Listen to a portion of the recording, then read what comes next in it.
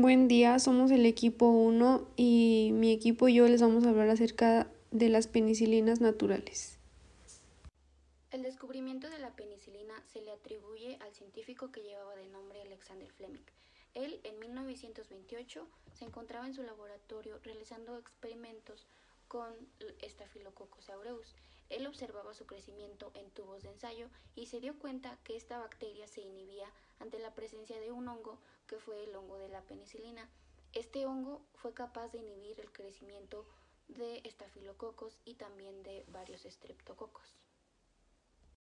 La familia de las penicilinas corresponde a un grupo muy amplio de antibióticos que se va a dividir principalmente en penicilinas naturales y penicilinas semisintéticas. En este video vamos a abarcar principalmente lo que son las penicilinas naturales.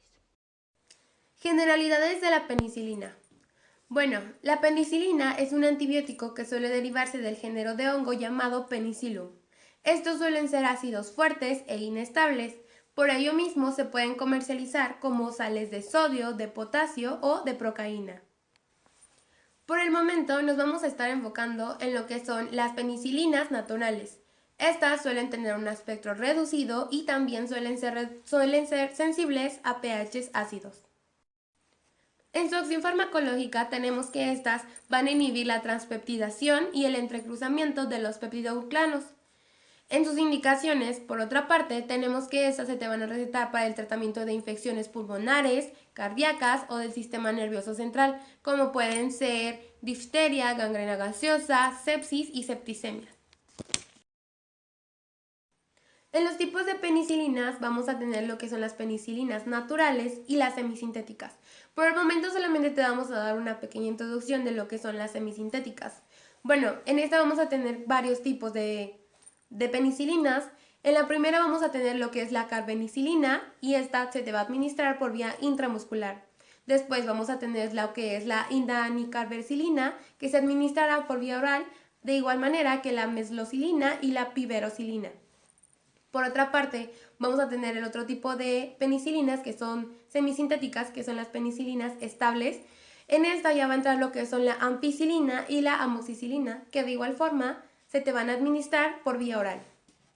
Tendremos lo que son las penicilinas naturales. Estas se van a clasificar en lo que son las penicilinas V y la G.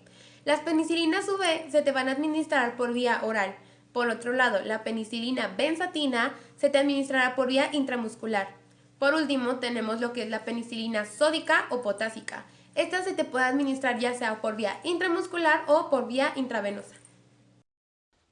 La penicilina G, benzilpenicilina, es un antibiótico beta-lactámico bactericida. Esto quiere decir que dentro de su estructura molecular se va a encontrar un anillo beta-lactámico. Es el grupo más ampliamente utilizado dentro de los antibióticos disponibles y como ya lo habíamos mencionado al inicio de este video, se trata de una penicilina natural.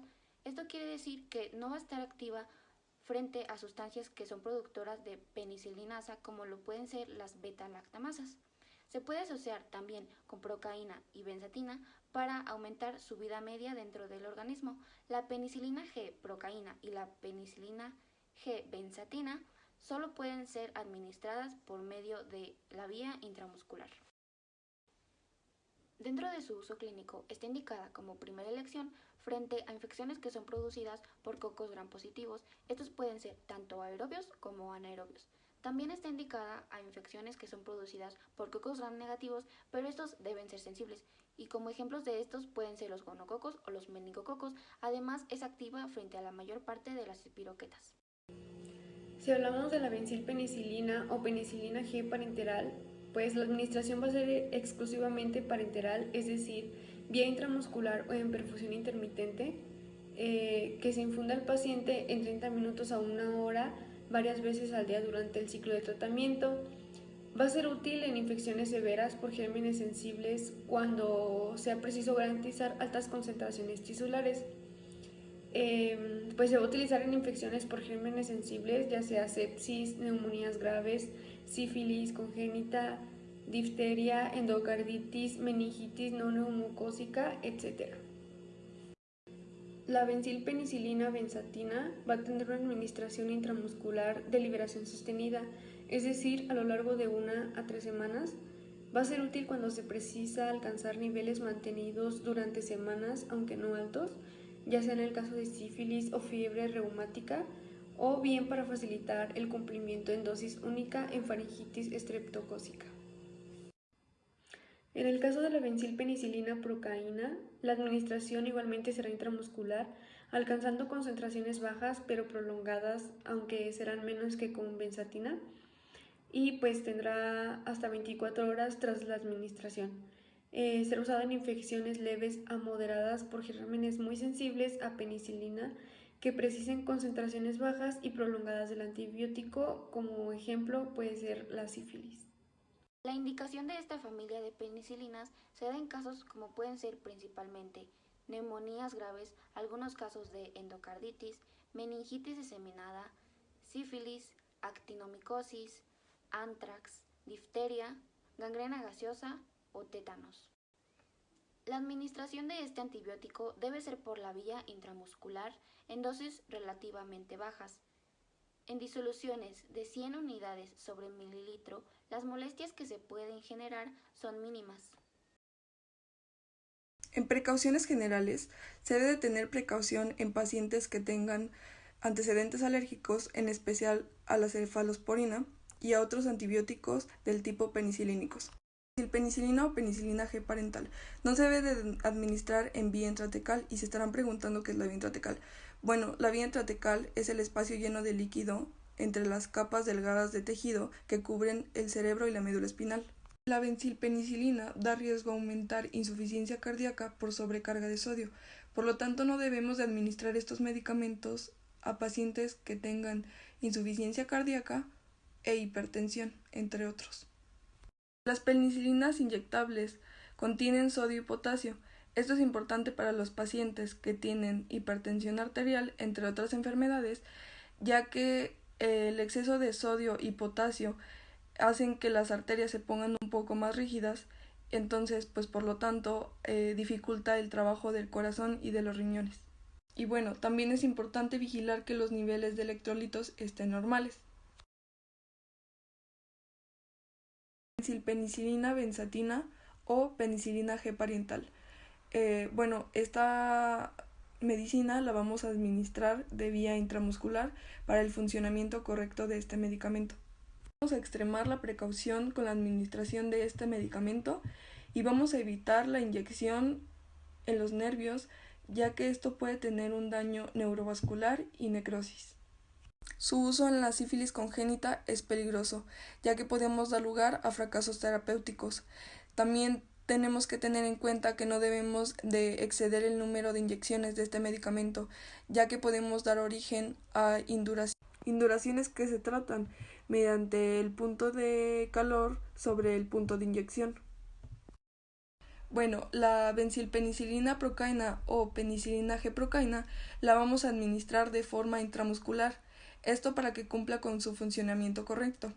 No la vamos a administrar de forma intravenosa, tampoco de forma intraarterial y mucho menos de forma subcutánea.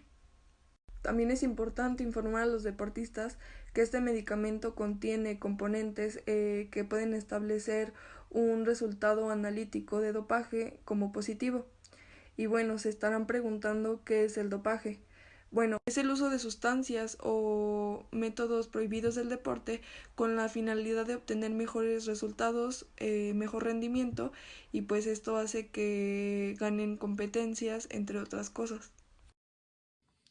En el caso de los mecanismos de acción de este medicamento, tenemos que las penicilinas son antibióticos bactericidas, es decir, que no simplemente interrumpen la proliferación de las bacterias, sino que las destruyen.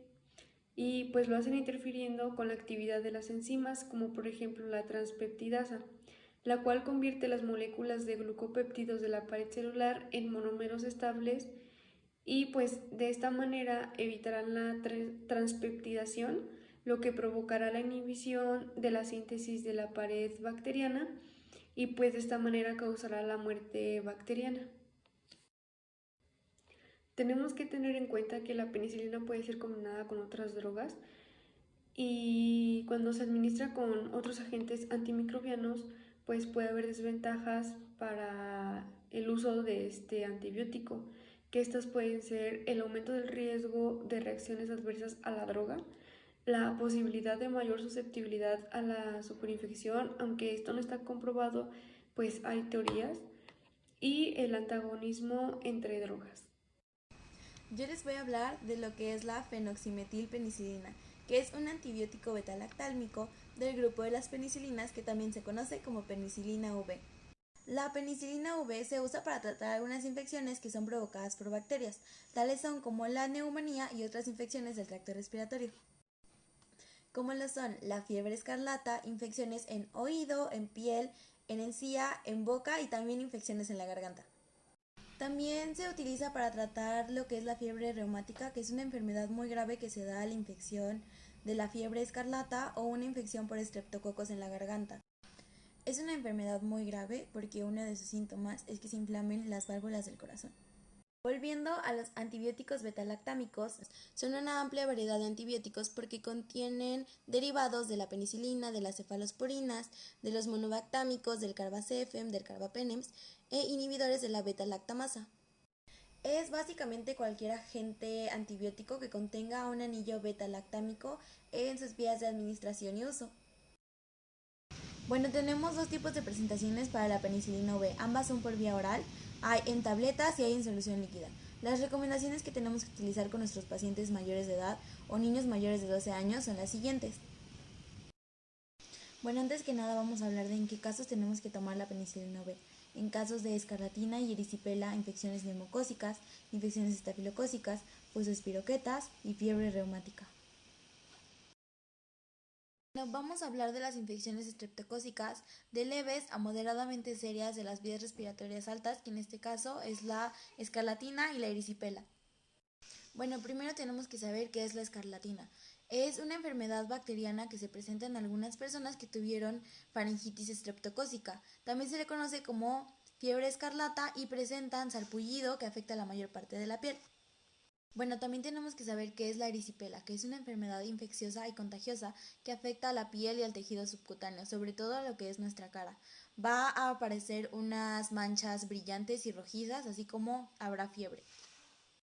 Bueno, pero en estos casos, ¿cómo recetar la penicilina V? La vamos a recetar en tabletas de 125 a 250 miligramos durante 10 días, cada 6 u 8 horas, o también tabletas de 500 miligramos 2 veces al día durante 10 días. Bueno, vamos a hablar ahora de las infecciones neumocócicas de leves a moderadamente serias de las vías respiratorias, incluyendo lo que es la otitis media. Para poder recetarlo, primero tenemos que saber qué es la otitis media, que es una infección viral o bacteriana que va a provocar otalgia, que es dolor en el oído medio, así como va a venir acompañado de una infección en las vías respiratorias.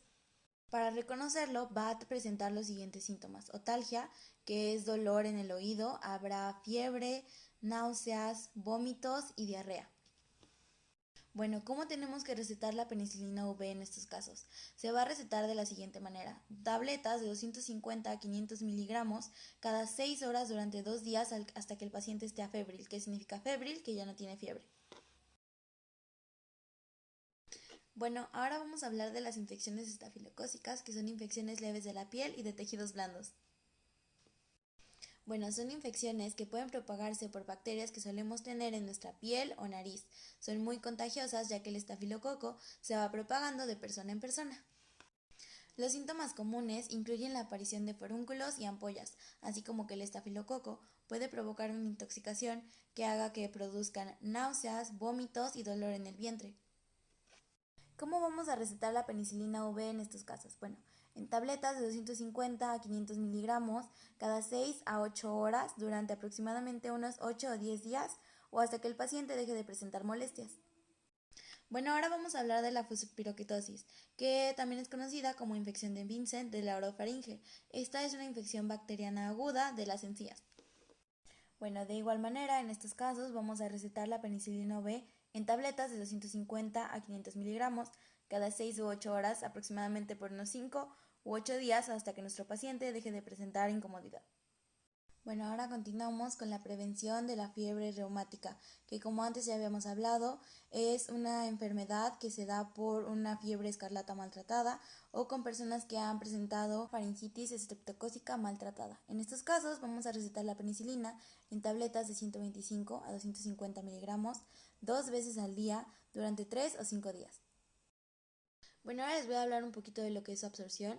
No es inactivada por el jugo gástrico, alcanzándose así en poco tiempo concentraciones adecuadas de penicilina en tejidos y plasma sanguíneo. Continuando con su distribución, se distribuye en los líquidos orgánicos y alcanza concentraciones significativas en lo que es hígado, bilis, riñón, semen, líquido sinovial, linfa, intestino y tejido óseo. Donde más se metaboliza es en el hígado y en la orina. En el hígado se metaboliza un 55% y en la orina de 29 a 37%. La vida media que tiene nuestro cuerpo es aproximadamente de 30 a 69 minutos. Excreción. El fármaco se excreta en la orina, principalmente a través de la secreción tubular. Un pequeño porcentaje se excreta en las heces, la bilis y la leche materna. En pacientes con función renal normal, la vida media de la eliminación de la penicilina V es de 30 minutos. La semivida de la fenoximetilpenicilina aumenta a medida que disminuye la función renal. Propiedades farmacológicas. Lo mismo que otras penicilinas, su efecto se atribuye a que impide la síntesis de la pared bacteriana al inhibir a la enzima transcriptasa, acción que evita el entrecruzamiento de las cadenas de peptidoglucano, las cuales confieren fuerza y rigidez. También inhibe la división y el crecimiento bacteriano y produce lisis y alargamiento de los microorganismos. La penicilina V tiene un espectro antibacteriano semejante al de la penicilina G y actúa contra numerosas bacterias aerobias gram positivas. Sin embargo, es menos potente contra microorganismos gram negativos, en particular en especies Neisseria y algunos anaerobios.